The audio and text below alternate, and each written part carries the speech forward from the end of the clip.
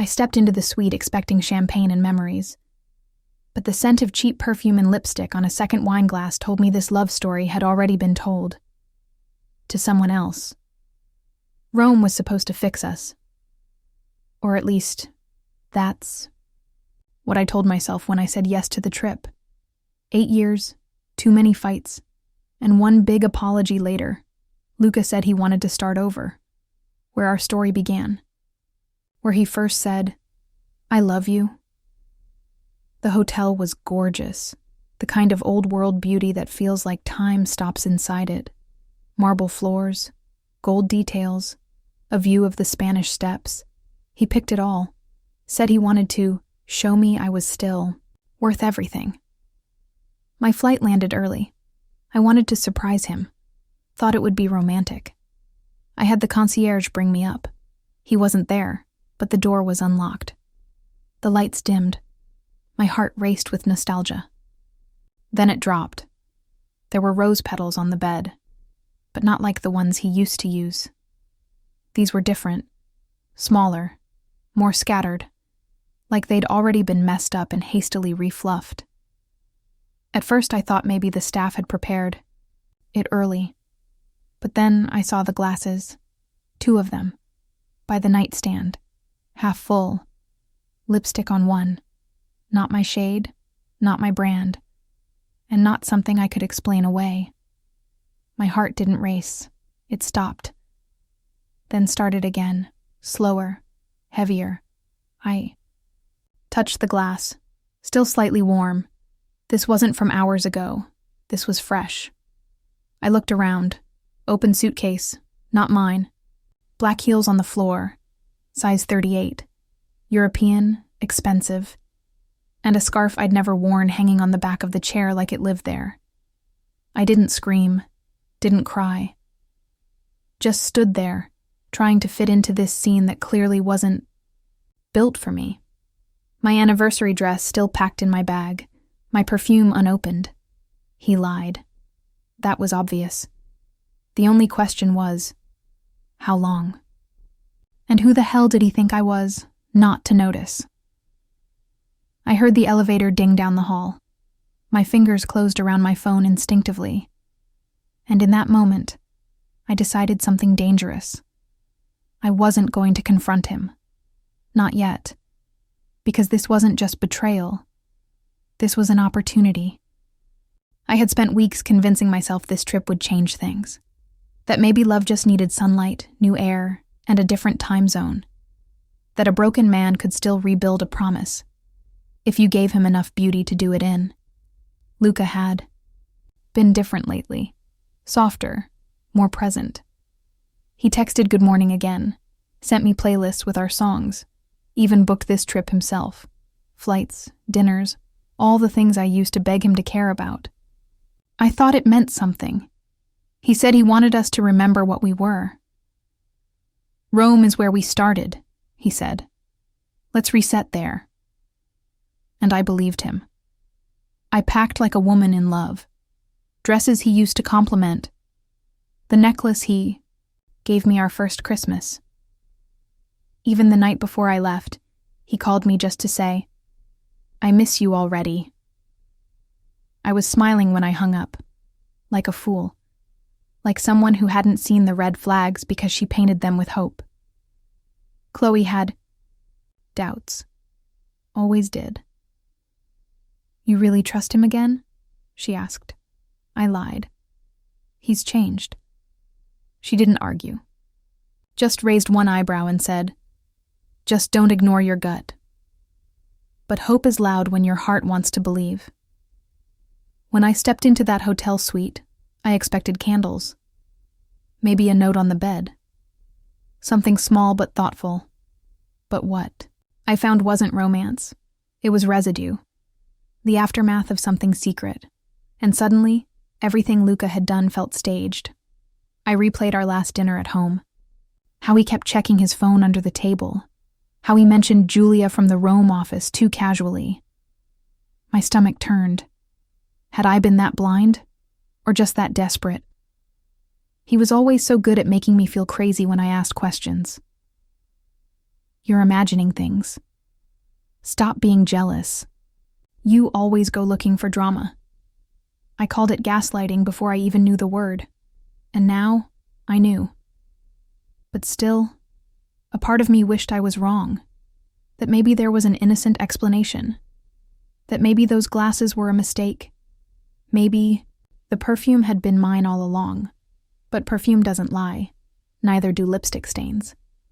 I waited for him to walk in, rehearsing what I'd say. Then I stopped. Why confront a man who's already edited you out of his narrative? I opened my bag, took out my red dress, and hung it on the door. If he wanted a performance, I'd give him one. And this time, I'd be the one writing the final act. He walked into the suite 20 minutes later, humming like a man in love. His shirt was slightly wrinkled, his hair perfect, and there was a bouquet of white lilies in his hand. "Surprise," he said, eyes lighting up when he saw me. I didn't blink. I stood by the window, arms crossed, watching him take in the room like he didn't see the second wine glass, like he didn't see the perfume lingering in the air, or the heel kicked carelessly beneath the chair. The audacity was almost artful. He kissed me, too long, too practiced. I let him. I needed to know how far he'd go. "You look beautiful," he said. I nodded. "So does this room," I whispered. "Romantic. Someone really put thought into it." He laughed, slightly nervous. "I wanted it to be special. You deserve that." My throat tightened. "2 glasses, though?" I asked, my voice light. "Were you drinking with the concierge?" His face froze, only for a second. But that second told me everything. "Maybe they set the room for 2, he said too quickly. "You know how European service is." I smiled, and there it was. The first real lie of the night. Sharp, quick, familiar. Gaslighting is like secondhand smoke. You don't notice it until you're coughing from it. And I'd been inhaling his lies for years. He was too smooth, too rehearsed. And I was too tired to pretend anymore. "I saw the lipstick," I said calmly. "It's not mine." He sat down slowly, eyes narrowed. "Avery, please don't do this. Not here, not in Rome." As if the city made betrayal more delicate. As if geography should forgive infidelity. He leaned forward. "You've been on edge lately. I think you want to find something. You're creating stories that aren't real." Classic move. Make me question myself. Twist the suspicion into delusion. But I wasn't the same woman he'd gaslit before. I wasn't the Avery who cried in the bathroom and apologized for being right. I had facts. Instinct. Proof. And a rage so still it was almost holy. "I didn't create the lipstick," I said. "Or the wine stains. Or the tiny footprints from a size 38 shoe." He went silent. Finally. I watched his jaw clench. The performance was over. And all that was left was a man without a script. Still, he tried one more time. "I love you," he said. "You're overreacting." The most dangerous sentence a man can offer when he's holding a match over the ashes of your trust. I turned away. Not because I was breaking, but because I wasn't. And he didn't know what to do with a woman who didn't need his version of the story to write her ending. I didn't cry that night. Not when he begged. Not when he lied again. Not even when he said my name like it still meant something. Because pain that deep doesn't come out in tears. It settles into your bones like winter, quiet and bitter. Luca followed me around the suite like a ghost trying to stay relevant. "You're throwing everything away," he said, voice cracking. I didn't respond. He paced, called me paranoid, then said he understood my insecurities. Like it was empathy, not manipulation. He grabbed my hand. "I planned this for us," he said. The roses, the view, the dinner. I pulled away. "You planned this," I whispered. "After you slept with someone else in our anniversary bed." He flinched like I'd slapped him. "Good. Because I needed him to feel something real, even if it was shame." "I made a mistake," he muttered. That phrase again. Like betrayal was an accident. Like love could trip and fall into someone else's arms. He admitted it. Not everything. Just enough to maintain control. "It didn't mean anything," he said. "It was complicated. I was confused." I laughed, bitter and sharp. Confusion doesn't leave lipstick on a wine glass. He claimed it was a one-time thing. Swore he didn't plan for her to be there before me. That the petals were just part of the setup. Lies dripped from his mouth like wine from those glasses, sweet, smooth, and designed to stain. I asked her name. He paused too long, then said, "Julia." I Googled her that night, alone on the balcony. Boutique hotel receptionist. Her Instagram was private, but her tagged photos weren't. There he was, smiling, holding her waist. Last week, this wasn't a slip. It was a system. And I was just the part of his life he kept in the daylight. The loyal wife, the respectable partner, the one he posted on anniversaries while texting someone else in another time zone. I curled up in the bed that reeked of her perfume, not because I forgave him, but because I wanted to feel how far I'd fallen. And I needed that pain. Needed to remember this moment without filter or excuse. He slept on the couch. I locked the bedroom door. He didn't knock. And when the sun came up, I didn't wake him, because something inside me had already died. The next morning felt hollow, like waking up inside someone else's life. I moved through the room in silence, brushing my teeth with the same hand that had touched his lies just hours before. My reflection looked calm, but I couldn't recognize my own eyes. Luca was still asleep on the couch, mouth slightly open, like he hadn't ripped our history in half the night before. I stared at him for a long time, not because I still loved him, but because I couldn't believe I ever did. I ordered breakfast and didn't ask if he wanted any. Ate alone, quietly, with the TV on low like white noise to drown out my thoughts. Rome should have felt romantic, but all I could hear was the echo of his voice saying, "It didn't mean anything." I checked my phone, not for him, but for Chloe. She'd texted, "You good?" I replied, "Not even close." She offered to call, but I didn't want comfort. I wanted silence. Sometimes grief doesn't need words. It just needs space to scream inside you. The room was too pretty for pain. Gold fixtures, cream curtains, a view that made strangers fall in love. And yet, here I was, planning how to breathe in and out without shattering. My heart felt like glass filled with acid. I took a walk alone, down Via del Corso, past cafes and couples, and the life I thought I was living. Tourists laughed. Locals argued in rapid-fire Italian. And I just drifted. A woman unmoored. A ghost in designer shoes. I found a bench and sat. And cried. Finally. Not loudly. Just tears that slipped out without asking. The kind that come from realizing someone you trusted more than yourself used that trust as a mirror to admire himself in. He didn't just cheat on me. He wrote an entire life I didn't know existed, and made me the fool in it. That's the part no one talks about, the humiliation. The soul-deep ache of knowing you defended him in every argument, that you smiled for photos while he texted someone else under the table. The hotel room felt suffocating when I got back. He was gone. Left a note on the desk. Need space to think. Be back tonight. Don't do anything crazy. The irony. Him warning me not to lose control. That night, I stared at the ceiling for hours. I didn't drink, didn't eat.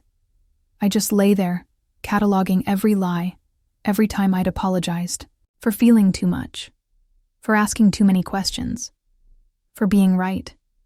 And by morning, I wasn't broken anymore. I was furious. Anger gave me clarity, not the loud, chaotic kind. The cold, quiet type that moves with purpose. The kind you feel in your fingertips when you start planning instead of pleading. The kind that turns heartbreak into blueprint. Luca returned mid-morning, acting like he hadn't left a trail of broken vows in the suite. "You okay?" he asked, setting a coffee down like peace offering. I took the cup, sipped, not for the caffeine, for control. I didn't answer his question. He sat across from me, eyes scanning for cracks. I thought maybe we could talk today. Really talk. I nodded. Let him believe I was open. Because the thing about liars, they need you to play along to feel powerful. So I asked him about Julia, about the timeline. He lied again, said it was brief, said he cut it off. He didn't know I'd already messaged her. That I'd found her Instagram, her business email, and sent her a very calm, very pointed message. She responded that same night. And what she said stripped away every last defense he had. I didn't know about you. He told me he was divorced. We've been seeing each other since last fall. 8 months. Overlapping holidays, birthdays, our marriage. I didn't confront him right away. I smiled, because he had no idea. Instead, I asked him to plan dinner. "Let's reset," I said, using his own words. "Let's remember why we're here." He looked stunned, grateful. "Of course," he said, kissing my hand. I let him. While he booked the table, I booked something else. A flight for the next night. A private driver. A meeting with a divorce attorney via video call.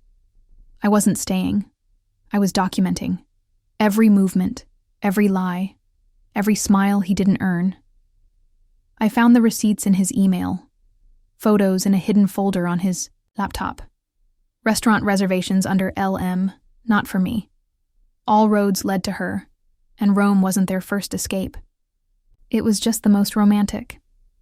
I texted Chloe a code word we'd made up years ago. Blackbird. It meant I'm not okay, but I have a plan. She called instantly. "You sure?" she asked. "I've never been more sure," I replied. That evening I dressed up, red dress, hair down, the one he used to love, the one I wore when we first visited Rome. He didn't notice I was wearing it again. That's how I knew he didn't see me anymore. At dinner, I toasted him. "To truth," I said, clinking glasses. He smiled like he'd won. But under the table, I was pressing send, forwarding every file, every photo, every piece of betrayal to my lawyer. He lied. I documented, and now the truth was no longer mine to carry alone.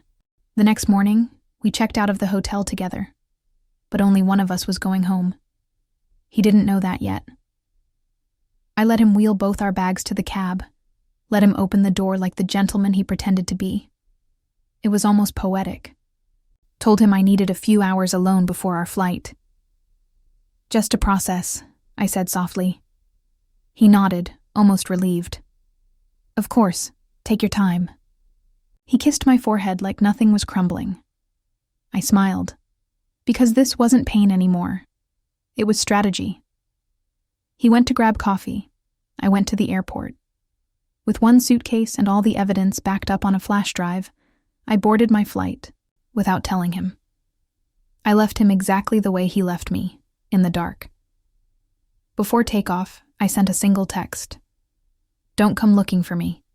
You already found someone else." Then I blocked him. Phone, email, everything. Silence was the sharpest blade I had, and I used it with precision. He called Chloe. She didn't answer. He called my mom. She told him I was safe. And done. You should have thought about what she'd do when she finally stopped loving you, she said. He didn't respond. When he landed back in New York, he found his office keys disabled, our joint account emptied of my half, and a letter from my lawyer waiting for him at the door, clean, efficient, surgical. Revenge without rage, just consequence. I wasn't trying to destroy him. That would have been easy. I wanted him to live with what he did, with the silence, with the absence of the woman who once would have moved heaven to forgive him. Julia reached out again. I told her everything, every lie he told me, every overlap in our timelines. She cried, apologized, said she didn't want to be part of a life built on betrayal. I believed her, because I'd been her. Luca sent one last message through my lawyer, a typed letter. I miss you. I made a mistake. Please, let's talk. I laughed when I read it, because men like him always come crawling back once their mirrors are gone. But I wasn't his reflection anymore. I was the version of myself I had buried under years of gaslighting, neglect, and hope, and I had resurrected her in Rome. I stayed in Florence for 3 days after Rome. No itinerary. No one waiting on me. Just mornings in quiet cafes, afternoons in museums, and nights walking alone under city lights I didn't have to share. For the first time in years, I wasn't someone's wife. I was my own. There's something sacred about choosing yourself after betrayal. Not out of bitterness, but clarity. I wasn't healing from a breakup. I was waking up from a performance I didn't audition for. Luca faded fast. Mutual friends stopped asking about him when I stopped responding. Chloe helped me pack up our apartment. I never went back. Not even to say goodbye to the furniture we picked together. Let the next woman sit on his lies. Grace came in quiet waves. I stopped checking his socials. I stopped needing closure, because I already had it. 2 wine glasses, 1 lie too many, and the moment I smiled while everything burned behind me. I didn't post a breakup announcement. I didn't write a caption about strength. I just lived. Louder, lighter, freer. The way women do when the weight of being someone's fool finally lifts. Sometimes I still hear his voice in old voicemails I haven't deleted yet. Not because I miss him, but because they remind me how well he could perform, and how much better I've become at seeing the script. Julia sent me a postcard a month later. Just 2 words. Thank you. I kept it. Not because I needed validation, but because sometimes the woman you think is the enemy ends up being a mirror, and we both broke free. Now, when people ask if I've ever been in love, I say yes. Once. With someone who taught me exactly what I'll never accept again. And then, finally, with myself, I don't regret Rome. I don't regret the pain. Because that hotel room, that moment, it didn't ruin me. It revealed me. This wasn't heartbreak. It was rebirth. He lied. I smiled, and I never looked back.